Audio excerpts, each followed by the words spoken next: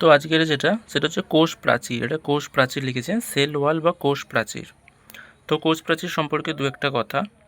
প্রথম কথা, কোষ প্রাচীর কাদের থাকে, মানে কোন কোন প্রাণীদের বা কোন কোন জীবদের থাকে, আর যদিও থাকে সেটা কি দিয়ে তৈরি, ইট বালি সিমেন্ট কি দিয়ে তৈরি। তো কোষ প্রাচীর প্রথমত প্রোক্যারিওট, মানে যারা ওই মনেরা রাজ্যের অন্তর্ভুক্ত, তাদের কোষ প্রাচীর থাকে। তাদের কোষ প্রাচীর কী দিয়ে তৈরি? পেপটাইডো গ্লাইকেন দিয়ে তৈরি বা মিউরিন দিয়ে তৈরি। প্রশ্ন আসতেই পারে যে প্রোক্যারিওটদের কোষ প্রাচীর কী দিয়ে তৈরি? পেপটাইডো গ্লাইকেন দিয়ে তৈরি। ফানজাইদের কোষ প্রাচীর কী দিয়ে তৈরি? মানে ছত্রাকদের কাইটিন দিয়ে তৈরি। উদ্ভিদদের ক্ষেত্রে যদি শৈবাল হয় তাদের ক্ষেত্রে সেলুলোজ, হেমিসেলুলোজ থাকে না, সেলুলোজ, গ্যালাক্টেন, ম্যানান থাকে।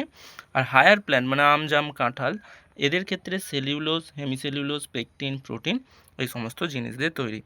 তো কাদের থাকে, কী দিয়ে তৈরি, এটা খুব ইম্পর্টেন্ট, এখান থেকে প্রচুর কোশ্চেন আসে। কোষ প্রাচীরের কাজ সকলে জানি, এক তো কোষের আকৃতি দেয়, হ্যাঁ, কোষ গোল হবে না কোষ লম্বা হবে সেটা ডিপেন্ড করে কার উপর? তার সেল ওয়াল বা কোষ প্রাচীরের উপর।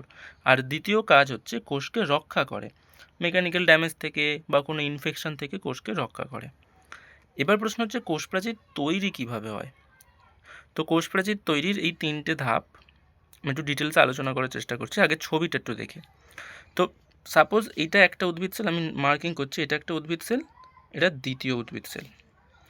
একটাই কোষ ছিল, বিভাজিত হয়ে দুটো কোষ হয়েছে।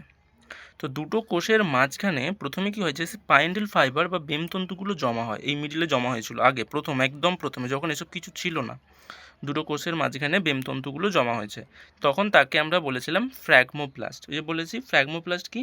বেমতন্তুর অবশিষ্টাংশ, মানে কোষ বিভাজনের সময় যে বেমতন্তু সেন্ট্রোসোম থেকে বেরিয়েছিল, সেই বেমতন্তুগুলো এখানে জমা হয়েছে, তখন তাকে আমরা বলেছিলাম ফ্র্যাগমোপ্লাস্ট। তারপরে সেই বেমতন্তুর উপরে গলগি বডি আসে, গলগি বডি এসে কি রিলিজ করে? পেকটিন সুগার রিলিজ করে। এই ফ্র্যাগমোপ্লাস্টে যখন পেকটিন সুগার রিলিজ হয় তখন যে গঠনটা হয়, তখন তাকে আমরা বলি সেল প্লেট বা কোষ পাত। তারপরে ওই কোষ পাতের উপরে যখন আবার এই যে ক্যালসিয়াম পেকটেট, ম্যাগনেসিয়াম পেকটেট জমা হয়, তখন তাকে আমরা বলি মিডিল ল্যামেলা, যেটা ছবিতে দেখিয়েছি। এই মিডিল ল্যামেলা এরকম থাকে। তারপরে মিডিল ল্যামেলার পরে তৈরি হয় প্রাথমিক কোষ প্রাচীর, তারপরে তৈরি হয় গৌণ কোষ প্রাচীর, তারপরে কোষ পর্দা। তো পুরো স্ট্রাকচারটা এই কীভাবে তৈরি হয়, একটা দুটো তিনটে চারটে পাঁচটা স্টেপ। আর যদি প্রশ্ন আসে যে একটা উদ্ভিদ কোষের বাইরে থেকে ভিতরে ঢুকবো আমি, তাহলে সব থেকে বাইরে আমাকে বলতে হবে মিডিল ল্যামেলা, তারপরে বলতে হবে প্রাথমিক প্রাচীর আসে, ছবিটা দেখিয়েছি আমি, যে লাল রঙের এটা হচ্ছে প্রাথমিক প্রাচীর, তারপরে সবুজ রঙের এটা হচ্ছে গৌণ প্রাচীর, আর এই 4 নম্বর যেটা পিঙ্ক কালারের এটা হচ্ছে আমার কোষ পর্দা। অনেকে ভাবে যে মিডিল ল্যামেলা মনে হয় প্রাথমিক প্রাচীর আর গৌণ প্রাচীরের মাঝখানে থাকে, তা কিন্তু নয়, কখনো না। কারণ যদি সাজাতে দেয় যে চারটে সাজিয়ে বলো, বাইরে থেকে ভিতরে ঢোকো, সাজিয়ে বলো, তখন সাজিয়ে বলতে গেলে অনেকে নিজের বুদ্ধি খাটিয়ে বলবে যে প্রাথমিক প্রাচীর, তারপরে মিডিল ল্যামেলা, কারণ মিডিল ল্যামেলা বলছি যেহেতু।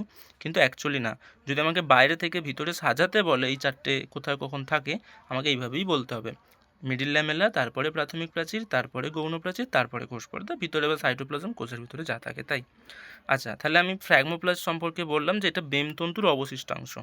সেল প্লেট সম্পর্কে বললাম যে বেমতন্তুর এই যে ফ্র্যাগমোপ্লাস্ট, এর উপর পেকটিন সুগার জমা হয়ে তৈরি হয় কোষপাত। মিডিল ল্যামেলা সম্পর্কে দুটো কথা বলেছি, খুব ইম্পর্ট্যান্ট এটাই কিন্তু, যে কী দিয়ে তৈরি। মিডিল ল্যামেলা ক্যালসিয়াম পেকটেট থাকে, মিডিল ল্যামেলার মেন যে কম্পোনেন্ট, আমি বাংলাতেও লিখেছি মিডিল ল্যামেলা।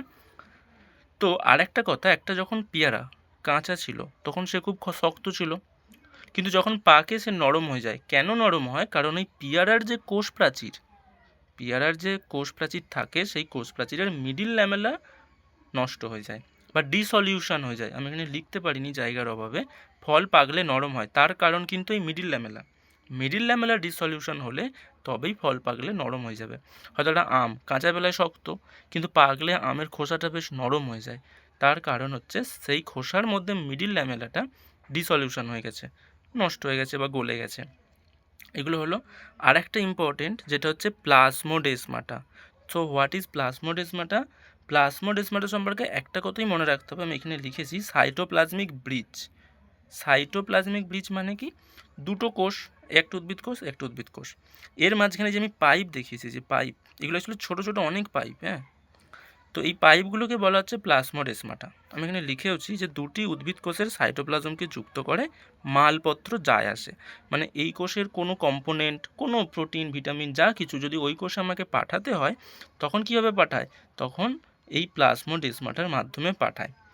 আমাদের বডিতে তো ব্লাড আছে, আমাদের বডিতে যদি একটা কোষ আর একটা কোষে কিছু পাঠাতে চায়, তখন সে কী করবে? সে সেই জিনিসটা ব্লাডে মিশিয়ে দেবে, আর ব্লাড সেই জিনিসটা অন্য কোষে পৌঁছে দেবে। কিন্তু উদ্ভিদের তো ব্লাড নেই, তাই জন্যে এই প্লাজমোডেসমাটার মাধ্যমেই একটা কোষ থেকে জিনিসপত্র অন্য কোষে যায়। 1 নম্বর থেকে 2 নম্বরে কিছু পাঠাতে হবে, নুন চিনি, এই প্লাজমোডেসমাটার মাধ্যমে পাঠাতে হবে। এখান থেকে যদি এখানে কোনো জিনিস আসতে চায়, তখন এই প্লাজমোডেসমাটার মধ্যে দিয়েই আসবে। আর একটা এখানে ইম্পর্টেন্ট প্রশ্ন হতে পারে যে কোন বিজ্ঞানী প্লাজমোডেসমাটা প্রথম এক্সপ্লেন করেছিলেন? বিজ্ঞানী স্ট্রসবার্গার প্রথম বলেছিলেন যে দুটো উদ্ভিদ কোষের মাঝখানে এরকম সাইটোপ্লাজমিক কানেকশন থাকে, প্লাজমোডেসমাটা থাকে।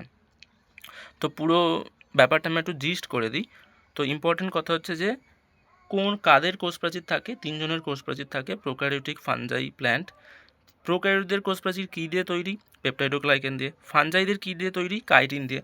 এটা তো মনে রাখতেই হয়, এটা পুরো খুব ইম্পর্টেন্ট। প্ল্যান্টসদের মধ্যে অ্যালগিদের সেলুলোজ, গ্যালাক্টেন, ম্যানান। আর উচ্চ উদ্ভিদ যারা হায়ার প্ল্যান্ট, তাদের সঙ্গে সেলুলোজ মেন কম্পোনেন্ট, কিন্তু বারবার বলছি সেলুলোজ মেন কম্পোনেন্ট, সেলুলোজ সব থেকে মেন কম্পোনেন্ট, হ্যাঁ। তার সাথে সাথে গ্যালাক্টেন, ম্যানান থাকে, আর এদের ক্ষেত্রে হেমিসেলুলোজ, পেকটিন, প্রোটিন এসব থাকে। কাজ, সেল শেপ দেয়, হ্যান দেয়, অতটা ইম্পর্টেন্ট মনে করছি না। কীভাবে তৈরি হয় এই সিকোয়েন্সটা খুব ইম্পর্টেন্ট। আগে বেমতন্তুগুলো জমা হয়, তাকে বলছি ফ্র্যাগমোপ্লাস্ট। সেই ফ্র্যাগমোপ্লাস্টের উপর যখন Golgi body pectin sugar release করে, এই যে পেকটিন সুগার রিলিজ করে, তখন সেই ফ্র্যাগমোপ্লাস্টকে আমরা বলবো সেল প্লেট। আবার এই সেল প্লেটে যদি ক্যালসিয়াম পেকটিন জমা হয়, তখন তাকে আমরা বলবো মিডিল ল্যামেলা। মিডিল ল্যামেলার পরে এখানে দেখলাম যে বাইরে থেকে ভিতরে যদি সাজাতে বলে আবরণটা উদ্ভিদ কোষের, কখনো এমন করবে না যে প্রাথমিক প্রাচীরের গৌণ প্রাচীরের মাঝখানে মিডিল ল্যামেলা, না, কিন্তু আগে মিডিল ল্যামেলা, তারপরে প্রাথমিক প্রাচীর, তারপরে গৌণ, তারপরে কোষ পর্দা। এই সিকোয়েন্সটা অনেক সময় ভুল হয়। আর একটা হচ্ছে প্লাজমোডেসমাটা। প্লাজমোডেসমাটা মানে সাইটোপ্লাজমিক কানেকশন বা সাইটোপ্লাজমিক ব্রিজ। কোন বিজ্ঞানী প্রথম লক্ষ্য করেছিলেন? বিজ্ঞানী স্ট্রসবার্গার। এই যে সাইটোপ্লাজমিক ব্রিজ, এর সাইটোপ্লাজমকে ওর সাইটোপ্লাজমের সঙ্গে যুক্ত করে। একটি উদ্ভিদ কোষের সাইটোপ্লাজমকে অন্য উদ্ভিদ কোষের সাইটোপ্লাজমের সঙ্গে যুক্ত করে, সেটা হচ্ছে প্লাজমোডেসমাটা। That's enough.